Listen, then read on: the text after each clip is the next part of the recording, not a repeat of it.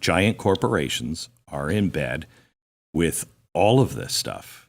And someday they'll be hiding it and go, no, we didn't do anything with that. But I don't know if...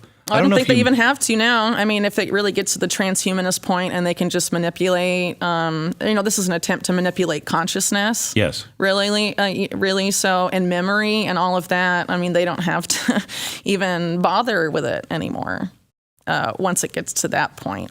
I talked to Ray Kurzweil once and I said, you put the nanotechnology, just help me out here, Ray. I'm a science fiction writer. You put the nanotechnology into me and you control it. Not me. You control it. And I start speaking out about things that you and the powerful don't like. Why don't you just turn me off? Why don't you just, you know what? And all that nanotechnology, and I just die.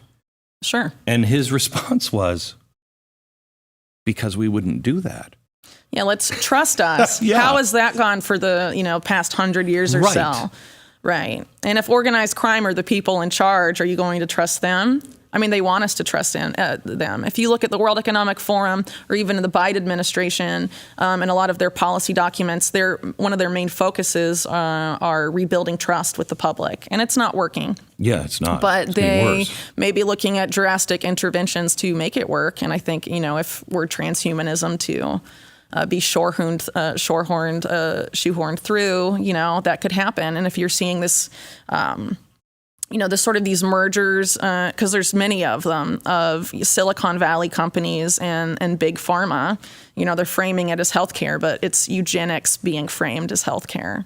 And it's really terrifying. I mean, it's terrifying. It's crazy. There's a lot of words for it, but, ultimately it has to be stopped. And unfortunately, COVID has set this precedent where it can be mandatory. Or where you can lose your livelihood, where you can, not be able to travel. You can basically be placed under house arrest unless you agree to it.